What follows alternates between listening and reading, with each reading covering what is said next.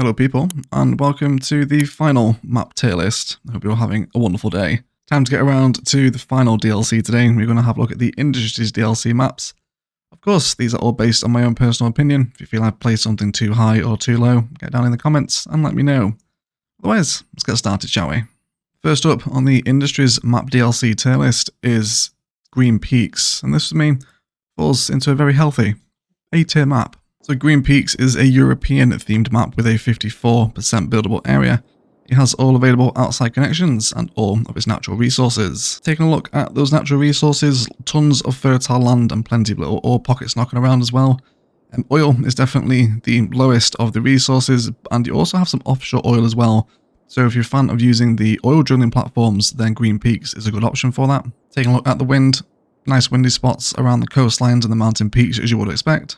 The terrain is really nice, super friendly to beginners, lots of flat, easy buildable space all around the centre of the map and towards the shoreline.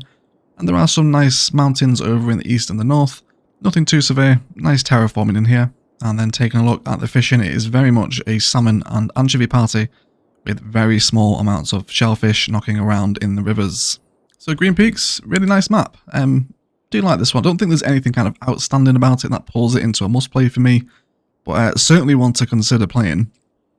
And taking a look at our starting tile here, this is where you do start out, have access to a nice big riverfront, potential waterfront builds immediately available. And how about a custom interchange? Yes, please. All right. So nice not to see the awful three-way vanilla ones in. Nice little sort of, I guess this would count as like a Y or a T interchange, right? Whatever sort of way you look at it. But nice, happy to see that. And all of the network connections around the map are just fantastic. No jank happening whatsoever. Nicely drawn, nice level and symmetrical.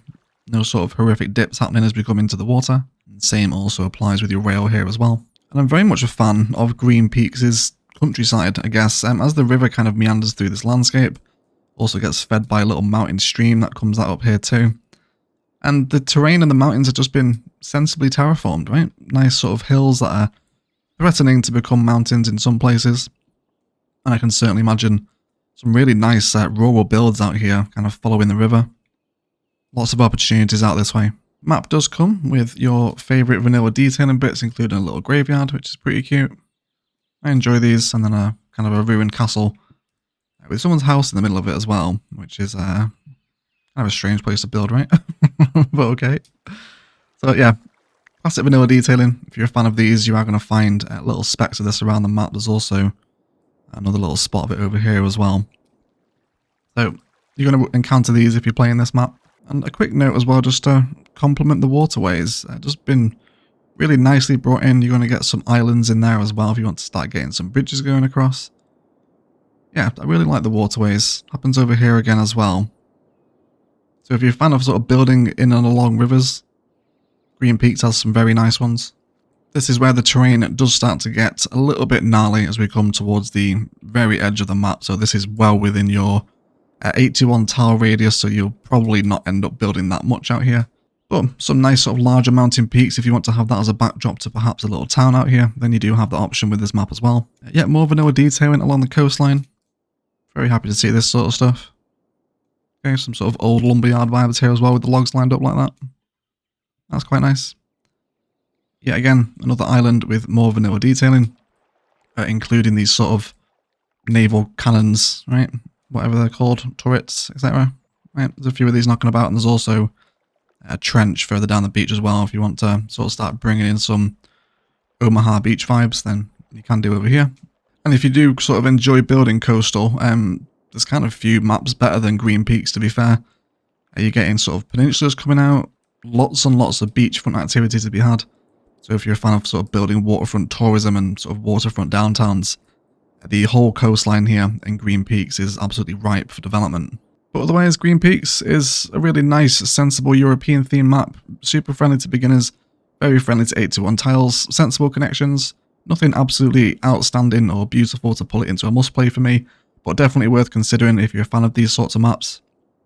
Decent A tier for me. Next up is Marble Canyon, and this for me is going to fall into a pretty underwhelming and bottom level C tier map. So Marble Canyon is a temperate themed map with no ship connection. It has all available natural resources and a 69% buildable area, which is nice. Taking a look at those natural resources, enormous pockets of ore. I think this is the most amount of ore I've ever seen on one of these sort of vanilla maps. Lots and lots of ore, and tons of oil as well, alongside plenty of fertile lands. Taking a look at the wind map, again, all around the ridges of the river and the higher peaks sort of around the edges of the map, so plenty of spots for wind turbines. The terrain pretty much falls under rolling hills, but there is a lot of rolling and a lot of hills, so probably not the most friendly terrain in the world for beginners, but there are some nice flat buildable spaces around. And taking a look at some fishing, it is very much a tuna and salmon party with a tiny pocket of anchovy holding out in there as well. So why is it quite a low C tier? It's just kind of not for me. It's a little bit underwhelming. I think we can all agree there's not too many interesting features in the map outside of this kind of main marble canyon, I guess, right? Kind of getting these big sweeping vanilla cliff sides. I did actually bring Push and Peaks score down for this, but I have sort of come up with a way to decorate them. If you're going to sort of terraform out little layers, add trees and caves and stuff, you can take the sting out of this brown quite a bit, for lack of a better phrase. You're also going to encounter some cute vanilla detailing with some lighthouses around what are very, very wide rivers. So if you're a fan of sort of river builds, but maybe Green Peaks' rivers are too narrow and windy and you prefer kind of the big, wide Mississippi looking boys, then Marble Canyon has them. And welcome, ladies and gentlemen, to perhaps one of the worst bits of train junk you're ever likely to see. It's just like we've loaded up Planet Coaster, right? Look at this. How did they go from nailing it in Green Peaks to doing this in Marble Canyon? Yes, horrendous train networks. One of the worst we've seen actually in the vanilla maps, if not the worst. Of course, this can be changed out by yourself and redraw this in, or you just use Move It to bring it down to a sensible height. But that's horrendous. That is just the worst. And these are your rolling hills, right? It just kind of surrounds all four corners of the map. It looks the same in every direction. I think that's kind of why I'm not really feeling it. Same again over here, just more vanilla rolling hills. No sort of cool mountains as a backdrop here. You do get a little bay right near your starting tile, which is quite nice. You can possibly get something around here. But I think to make it look good, you're going to need a fair bit of terraforming, just because the land's quite knobbly and bobbly, isn't it? So, it's not for me. The starting tile's over here, but we are back to the regular sort of basic bitch vanilla interchanges, which isn't the worst, but they're not custom like they were in Green Peaks. And this is kind of it for Marble Canyon. You can kind of get an overview of the map here. It's just not really that impressive. There probably is a reason for someone to come and build on this. Someone might find enjoyment, so it probably just about stays out of digital bum cheeks. It's certainly not as bad as Winter Hills from the Snowfall DLC, which was also digital bum cheeks. But really underwhelming temperate map. There's a lot better temperate ones than this. Low C tier for me. Next up we have Pearl Bay, and this for me falls into a must play. So Pearl Bay is a tropical themed map with all of its outside connections, lots of natural resources, and a 58% buildable area. Taking a look at the natural resources, enormous waterfront ore fields, so if you're a fan of using the big drilling platforms and building some sort of waterfront refinery, Pearl Bay is an excellent shout for that. Lots of wind in and around the waterways and up on the kind of higher areas as you would expect.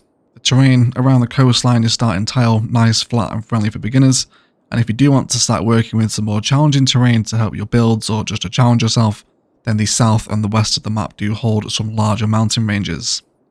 And take a look at the fish. It is very much a fish harmony party. Everyone is available and ready to be caught. You won't have to do any terraforming here to get your desired fish in. And this map here holds kind of strong resemblances to Mountain Taper, Rosalind Peninsula, two of my other sort of must-play tropical maps. Let's have a little look around and let's find out why. Okay, so here's your starting tile. Nice waterfront builds again with forestry and oil immediately available for your first industries. You could argue that we do get some awful kind of janky vanilla riverbank detailing, but the rest of the map makes up for this for me. Everyone knows I don't really like this sort of riverbank, it's too high. And yes, please, for some appropriate train connections, okay? Much better here, especially when they're switching here, they've not got those horrible little really short triangles that just get backlogged. This is how we should be separating train lines, very nice. And you do have a basic bitch vanilla cloverleaf. You'll want to rip this out. These are not good interchanges. If you do want an inspiration on how to build a 4-way interchange in vanilla, there will be a card pinned in the top right of the video just about now. Some slight jank with the rail, but again, nothing that can't be changed for yourself. It's not as bad as the Marble Canyon map though. And the highway connections, all absolutely fine. Nice sensible levels. Heading over towards the coast, we do get some little islands out here that kind of looks a little bit almost like mangrove. I love this little sort of like dotted island system at the mouth of the river as it comes out. Really nice. Lots of possibilities around here. Could turn this into sort of like a nature reserve if you wanted to, or have lots of little pedestrian bridges kind of hopping across the islands over to the other side. And that looks so cool as well once it's all busy. Yeah, really nice opportunities. And of course, you're on a tropical map, so you've got lots of waterfront, beachfront to work with, which is always sort of a fun biome or design to work with, right? Lots of tropical coastline here. I'm not entirely sure that this river makes sense. It's sort of like, it's almost like flowing back uphill, but it's just a water source placed in the middle, right? You can sort of look past that. But you do get some very quite wide, dramatic mountain rivers pouring out of your peaks here. Again, with islands in between for possible sort of bridge infrastructure to start detailing your builds as well. Heading up to the peninsula, we do start to rise up onto a pretty significant mountain peak where you will find a vanilla lighthouse at the top. This would be a really good spot for an observatory build, right? Just to kind of sit across the entire map looking out there. Yeah, it's nice. And the mountains here are nice too. Right, terrain's not too bad. Nicely terraformed, sensible looking mountains. And then turning behind us, we drop down into the water where we come into obviously yet more coastline and some sort of archipelago looking things where we kind of hop across the islands into some volcano spice, which is always appreciated, right? Always like it when they go to the extra efforts to add these like natural detailing features in. So definitely some sort of like dormant volcano sat out over here on the island chains if you're so inclined to do something with that. You're also going to be getting some more trench detail in here as well with the naval cannons or sort of anti-aircraft batteries. I have had someone tell me what these are before, but it does escape me every time I come to do one of these tier lists. But you know what I'm referring to, right? Trench, cannons, turrets, etc. That sort of detailing is here too. So a really interesting and quite varied tropical theme map, definitely up there as one of the better tropical theme maps in my opinion, alongside Mountain Taper from Sanctum's content creator pack and the Rosalind Peninsula from the Campus DLC. But lots of nice flat buildable space, super friendly for 8:1 tiles, lots of tropical coastline to work with, alongside some really nice natural detailing points. A few things you'd want to change with probably one of the rail bridges and definitely that 4 vanilla cloverleaf interchange. You'd want to get rid of them, but other than that, really nice map. I'm a fan of this one. Stick it on your must playlist. Next up is Twin Fjords, and I think we all know where this is going. This is 100% state certified, verified collector's edition. Bum cheeks. So Twin Fjords is a boreal themed map with no air connection. It has all available natural resources and another 69% buildable area, which is nice. Taking a look at those natural resources, enormous deposits of ore and oil knocking around in the map with very little fertile land. And even some fertile land in the water, which will give you a nice challenge, I'm sure. Taking a look at the wind, only really the tops of the mountain ridges and the main shoreline will have wind turbines. Your terrain map is absolutely horrendous and looks like it's actually been set on fire. It's that dark. It's just insane. By far one of the most mountainous maps, up there with Prussian Peaks as one of the most difficult to build on. And taking a look at the fishing, very much a salmon, shellfish and anchovy party with very little tuna residing in this map. And do we really need to say much more about why this map is horrendous? So I'm totally aware that I pulled Prussian Peaks down into a crap map because of this sort of thing, and I'm now live streaming Prussian Peaks and very much enjoying it. I'm fully aware of that. But this is different, okay? This is a different level of terrain. Prussian Peaks is at least somewhat buildable on its terrains. This is not. This is just way too steep. The buildable land you have sort of in and around your starting tile here isn't too bad. You can generally get away with this. But as you head to either sort of the east or the west of the map, it just becomes insane. Enormous drop-offs with the canyons. This is very much sort of like a big sort of gulch canyon vibe, right? Almost impossible to build out here. Just way too mountainous. And I totally get it. It's maybe trying to sort of replicate some sort of Norwegian fjord, but it's not great. Going over to our highway intersections, one of them actually sort of bends off of its angle and comes around like this and breaks the distance between the bridges. That's horrendous. That's really bad. Don't like that. Some of the train lines aren't too bad, but there is an extremely bad one if we head a little further down the rail. It's just immediately steep. Just way too short of an ascent for the rail line to come up. Of course, you can switch it out yourself, but it's there if you care. Highway intersections are your regular basic bitch three-way vanillas. Nothing custom over here. And yet again, we're getting some strong Cavern Coast highway vibes here, right? Proper roller coastery, bumpy. Just up and down all the time. You would totally catch airtime doing like 70 miles an hour off of these hills. Just a little bit inconsistent. Heading down towards your main coastline where you would probably imagine doing the most of your building. It's still on a pretty severe slope, especially when you look down it on the lateral line from the sea level, like even up to these trees here. That's such an enormous change in height and will just make building extremely awkward.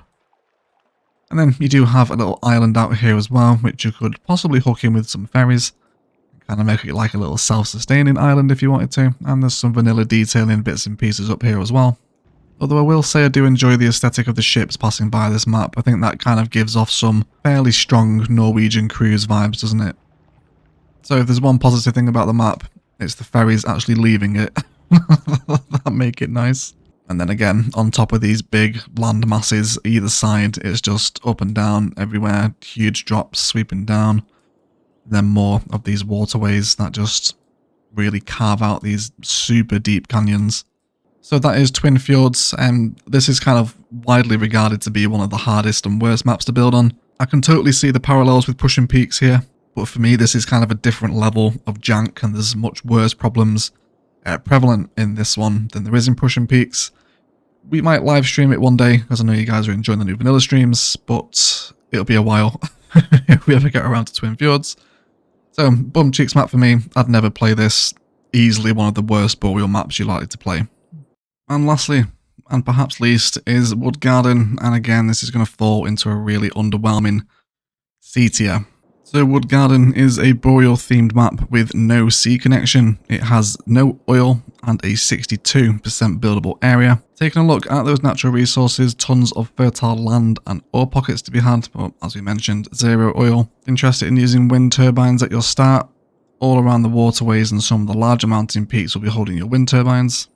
The terrain isn't anything too interesting, but equally as much because of that not too challenging either, so quite beginner friendly, lots of flat buildable space, especially in and around your starting tile. And again, a nice mix of all of the fishing. If you're looking to do some fishing, then you won't really have to terraform to get anything you want in. You've got a nice mix of everything here. So why is it so low if it doesn't sound too bad in the initial prognosis? And it essentially suffers the same problem as Marble Canyon, but this time in the boreal theme, it's just a little bit uninteresting and underwhelming. If you want to play a good boreal map, go and play Murky Coast or Wolf Creek from Campus. They're a lot more interesting than this. But taking a look at our starting tile, lots of fertile land available here, so you will pretty much be relying on farming industry and farming villages at the start of your tile, which is nice. Don't particularly mind that. The waterways aren't too bad, to be fair. They are quite windy, a lot more interesting than Marble Canyons were. You do get some more islands, so if you're a fan of kind of the interweaved, tightly wound waterways, then you might enjoy Woodgarden. And then do enjoy what's going on here with the terraforming, how it's kind of like a little, almost like marshland sort of thing, where the two rivers connect. Again, this would be a nice spot for a nature reserve. You can imagine maybe some tents out here. So I can appreciate that. Standard three-way basic bitch interchanges again. There is one weird thing about the rail line. So this is the only rail in the map that comes parallel with the highway, but it's only on this side of the highway. So you're going to be relying on possibly new players knowing how to sort of bring bridges with rail over a highway in an efficient and aesthetically pleasing manner. Otherwise, the rail is kind of localized to this side of the highway anyway. So I don't know. I think that's a little strange. Not entirely sure why. It would have been better if it was maybe this side of it. Then you can start bringing it across waterways and into the rest of the map. But you would just have to bring a rail bridge over. Noobs might not know how to do that, but of course experienced players will do. And there is some fairly horrendous river bank terraforming here.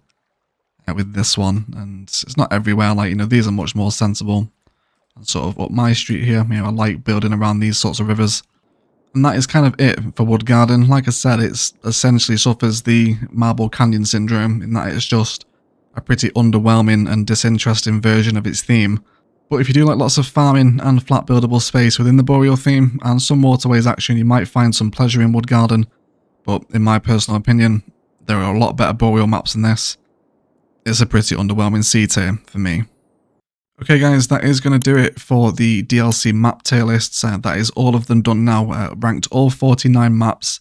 And you guys have asked for kind of a master screenshot of all 49 maps within their specific fields. I will put that together after this video and I will post it in the Discord and on the community tab so we can see all 49 maps across their rankings in one tier maker screenshot. Well, thank you so much for all support on them. We will definitely carry on doing Cities Skylines tier videos. If you would like anything tiered, please leave them down in the description below. I think the next one I'm going to do is going to be unique buildings. But I will shut up and I will leave it there. Let's thank you all so much for watching. As always, enjoy the rest of your day.